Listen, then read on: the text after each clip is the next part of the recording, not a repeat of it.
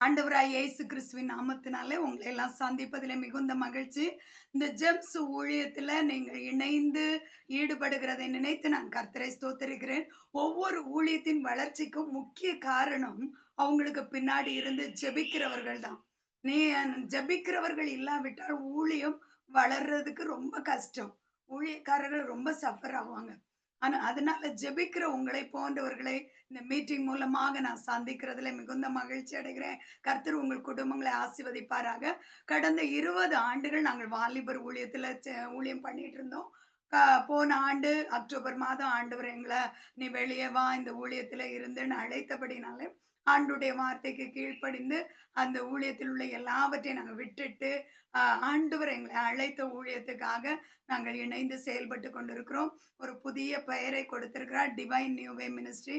எங்க ஊழியத்துக்காக ஜெபித்துக் கொள்ளுங்கள், டிஎன்டபிள்யூ மினிஸ்ட்ரி அப்படின்னு சொல்லி நாங்க குடும்பமாக இந்த ஊழியத்தை செய்து வருகிறோம். அதற்காக நீங்கள் ஜெபிக்கும்படி உங்களை அன்போடு கேட்டுக்கொள்ளுகிறேன்.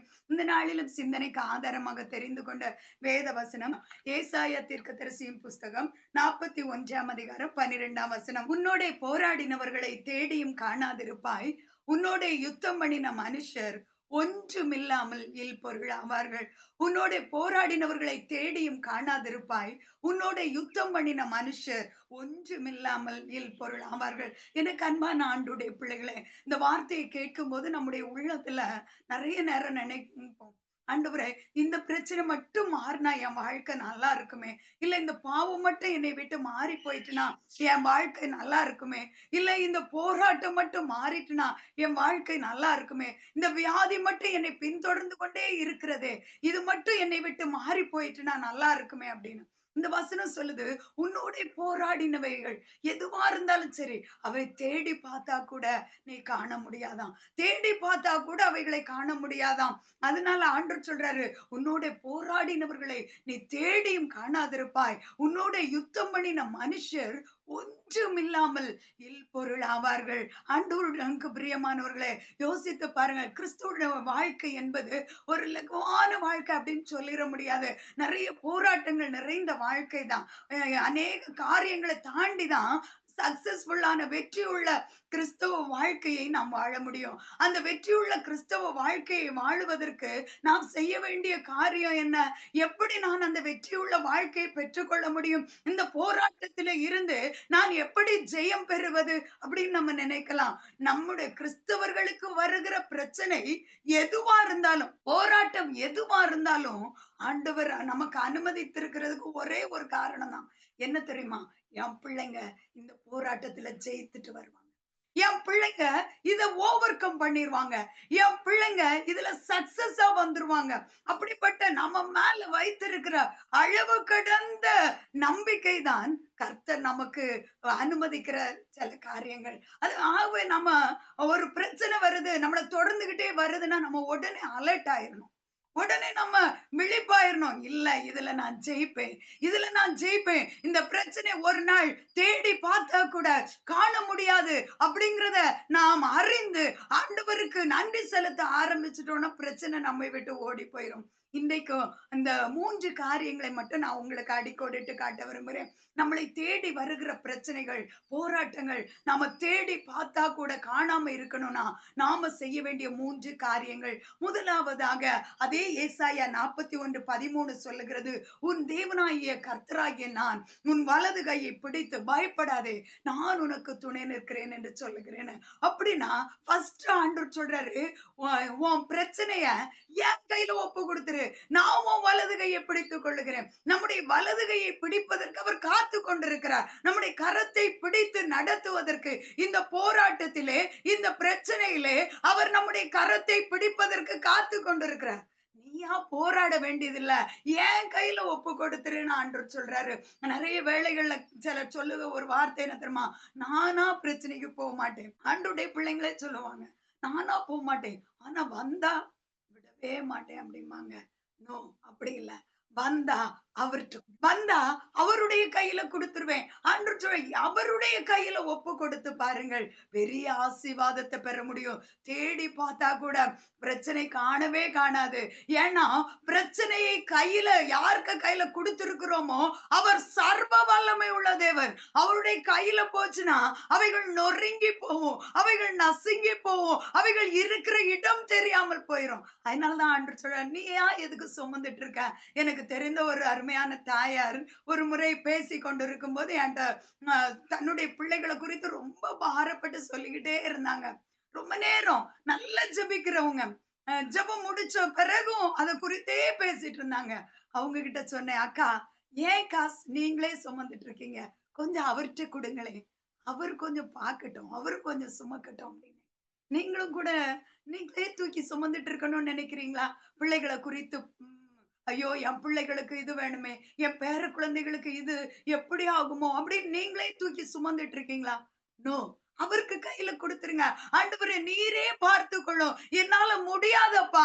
என் கைய திறந்து தருகிறேன் அப்படின்னு சொல்லி அவருடைய கையில ஒப்பு கொடுத்துட்டீங்கன்னா, நீங்க தான் வெற்றி உள்ள வாழ்க்கை வாழ முடியும். பைபிள் அன்னாள் பாருங்க, ஆண்டுடைய சமூகத்திலே அழுதாள். கண்ணீரை ஊற்றினாள். வசனம் சொல்லுது. அப்புறம் அவள் துக்கமுகமாய் இருக்கவில்லை. அதுதான் விசுவாசத்தின் பேஸே அதுதான். அப்புறம் துக்கமே இல்ல. ஏன்னா அவள் அவரிடத்திலே ஒப்புவித்து விட்டாள்.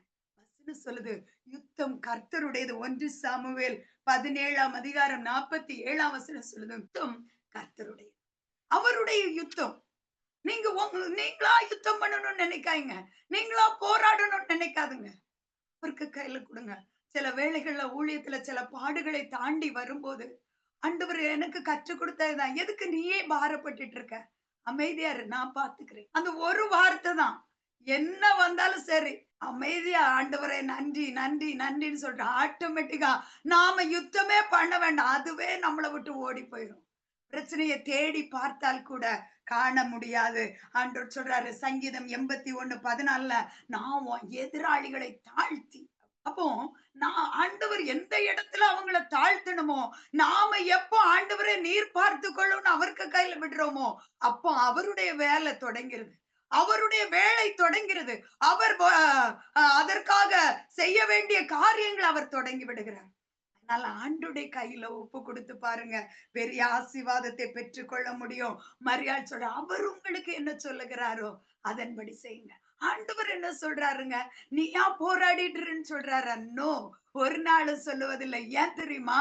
அவர் நமக்காக பாடுகளை ஏற்றுக்கொண்டவருங்க.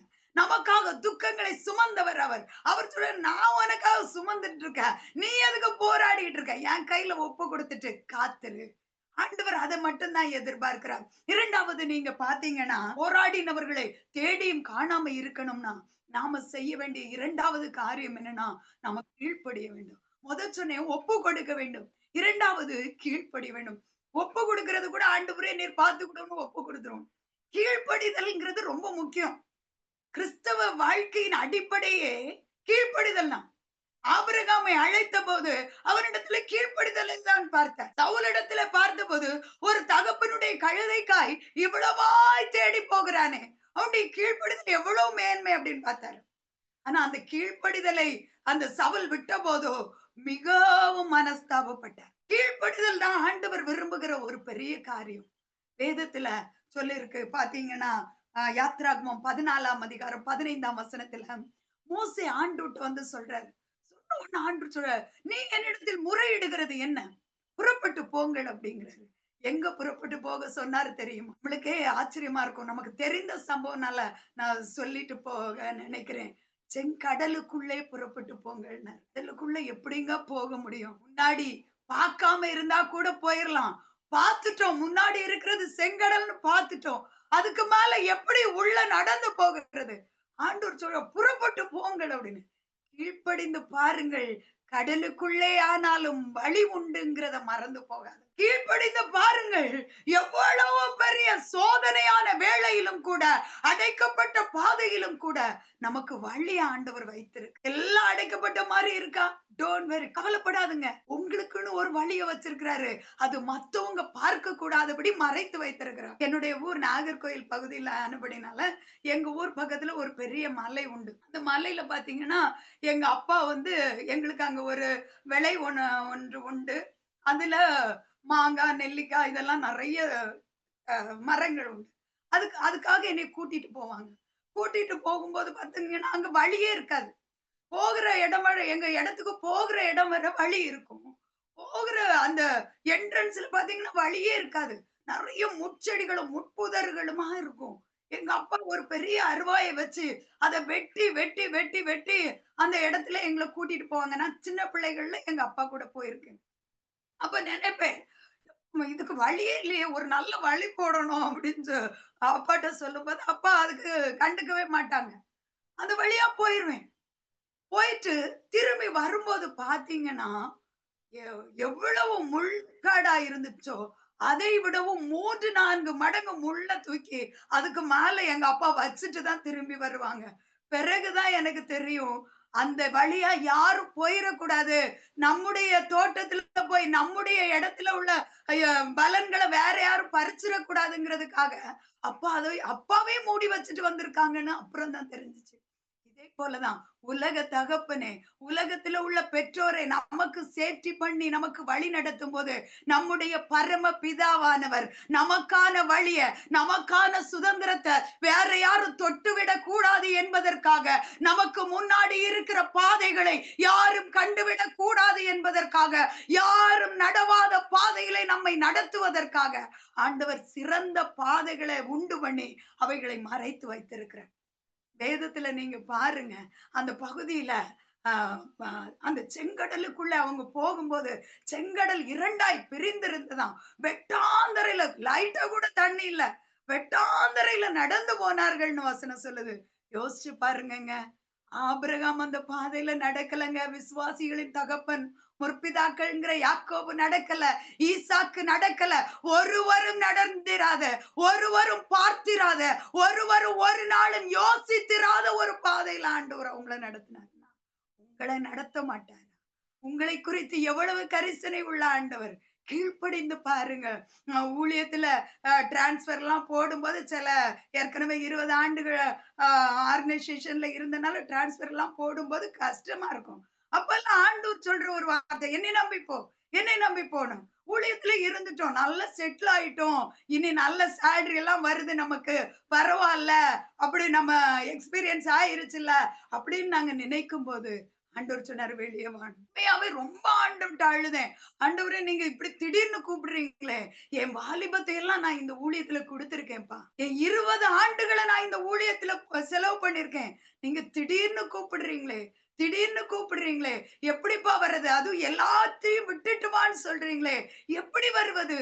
அப்படின்னு சொல்லி ரொம்ப அழுதேன். என் பலன் இருந்த போதெல்லாம் ஓடுனேப்பா. அப்போல்லாம் கூப்பிடலையே. இப்ப 40 வயசுக்கு மேல என்ன செஞ்சிட முடியும் அப்படின்னு கேட்டேன். ஆண்டவர் சொன்னாரு, உன் பலன நம்பி நான் உன்னைய கூப்பிடல. என் பலன் உனக்கு இருக்கும். நீ வா அப்படின்னாரு. நம்பி வருவது கடினம் தான். கீழ்ப்படிவது கடினம் தான். ஆனா கீழ்ப்படிந்து பாருங்கள். ஆசீர்வாதத்தை பெற்றுக்கொள்ள முடியும். எங்க கூட ஊழியம் செய்த ஒருவர் கேட்டாரு எங்கள பார்த்து. அ இதுல இருந்து தனியா பிரிஞ்சு வந்தபோது கேட்டாரு. "எப்படி சமாளிக்கிறீங்க? 2, 3 மாதங்கள் ஆயிற்றே. என்ன செய்றீங்க?" அப்படின்னு கேட்டாங்க. அப்ப நான் ஒண்ணே ஒண்ணு சொன்னேன். "அண்ணே, வனாந்தரத்துல மட்டும் தான் அற்புதங்களை பார்க்க முடியும். உண்மையிலே அதுவரை காணாத அற்புதங்களை தனியே வந்த பிறகுதான் ஆண்டவர் காண்பித்து கொடுத்தார். உங்க வாழ்க்கையில ஆண்டவர் இதை செய்யன்னு சொல்றாரா? எனக்காக செய் மகளே, எனக்காக வருவாயான்னு கூப்பிடுறாரா? சொல்லே பார்க்காதுங்கங்க. அற்புதமாய் நடத்துவார். அழைத்தவர் உண்மையுள்ள ஆண்டவர். உங்களை அழைத்ததை நடத்துவார். கீழ்ப்படிந்து பாருங்கள். மேன்மையை கண்டுகொள்வீங்க. பாதை இல்லையே, அது இல்லையே, இது இல்லையே சொல்லாதுங்க. பாதை உண்டு பண்ண அவரால முடியும். உண்டு பண்றவர் இல்லங்க. ஏற்கனவே உண்டு பண்ணி வச்சிருக்காரு. மறைத்து வைத்திருக்கிறார். சத்ருவின் கண்கள் அதிலே நோட்டமிடாதபடி, சத்ரு அதை பார்த்து விடாதபடி, கர்த்தர் அதை மறைத்து வைத்திருக்கிறார். கேளுங்க. கீழ்ப்படிந்து பாருங்கள். பெரிய ஆசீர்வாதத்தை பெற்றுக்கொள்ள முடியும். அந்த சம்பவத்துல 24, 25 வசனங்களை நீங்கள் படித்து பார்த்தால் தெரியும். முன்னாடி போனாங்க இஸ்ரவேல் ஜனங்கள். எகிப்தியர்கள் விடல. பார்வோனும் அவன் சேனையும் விடல. இவங்க போனா என்ன? இவங்க போன வழியில நாங்களும் பின்தொடர்வோம் பின்தொடர்ந்தாங்க. நடந்தது என்ன? பின்தொடர்றது அவனுக்கு தான் கஷ்டங்க.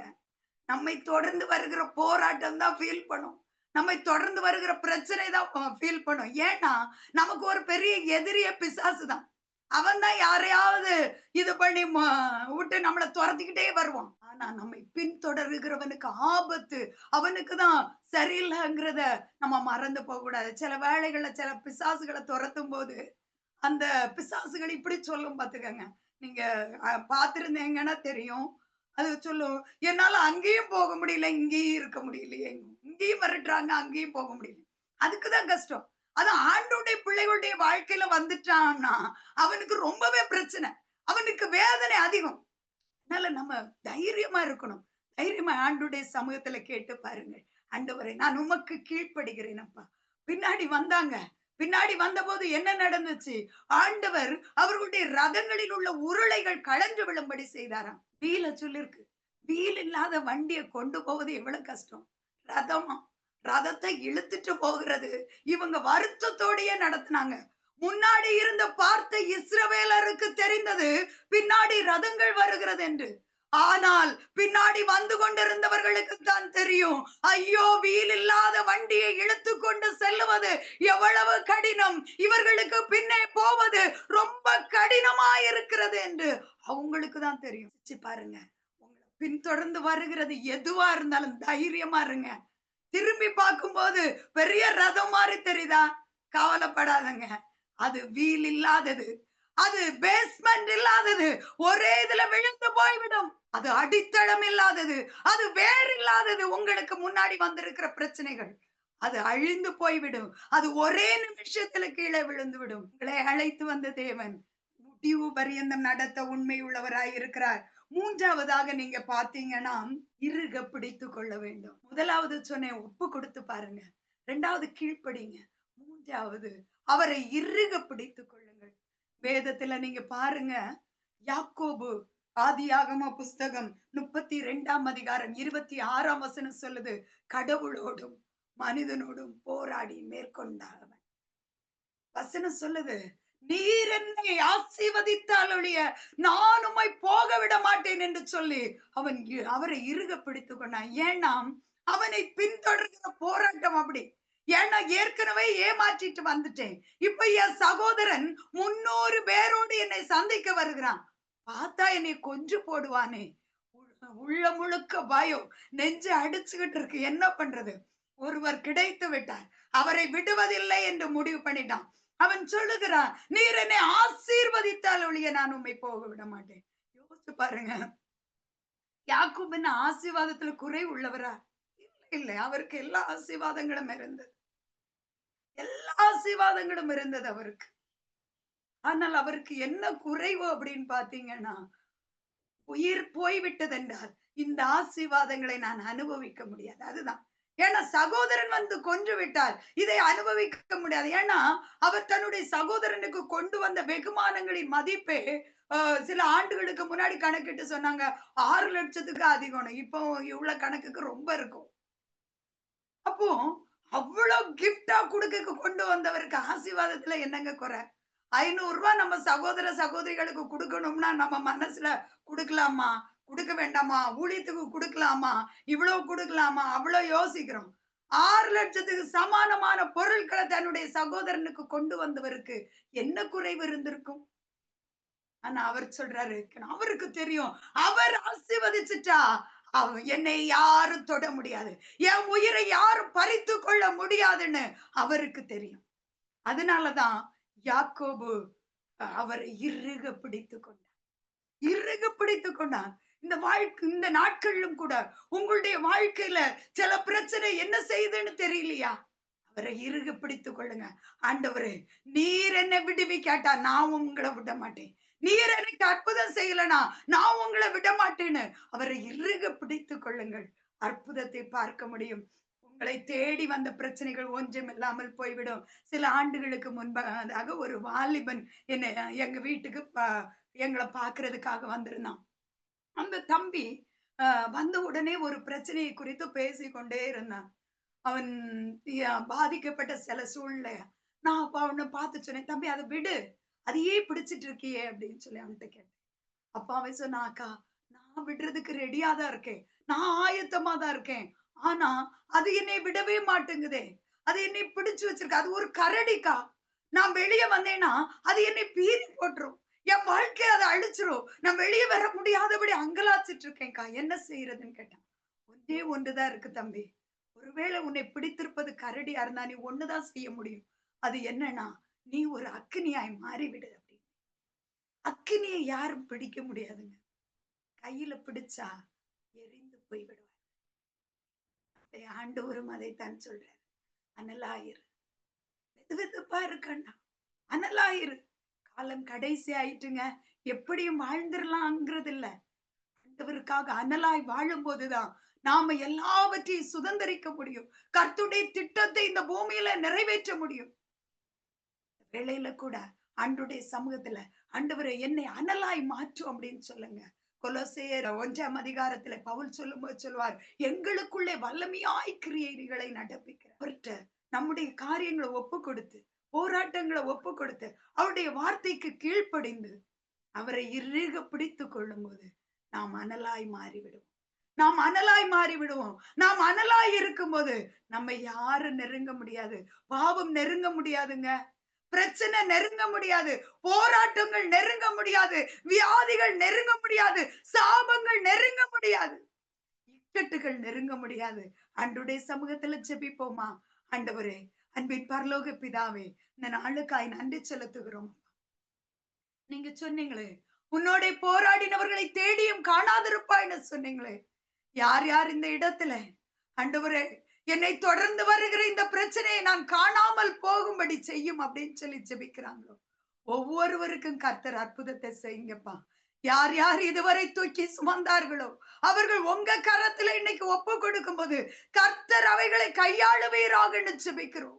நீர் கையாளும் போது அது வித்தியாசமாய் இருக்குமே, அது ஆசீர்வாதமாய் இருக்குமே, அது மகிமையாய் இருக்குமே. நீர் கையாளுவீராக ஆண்டவரே.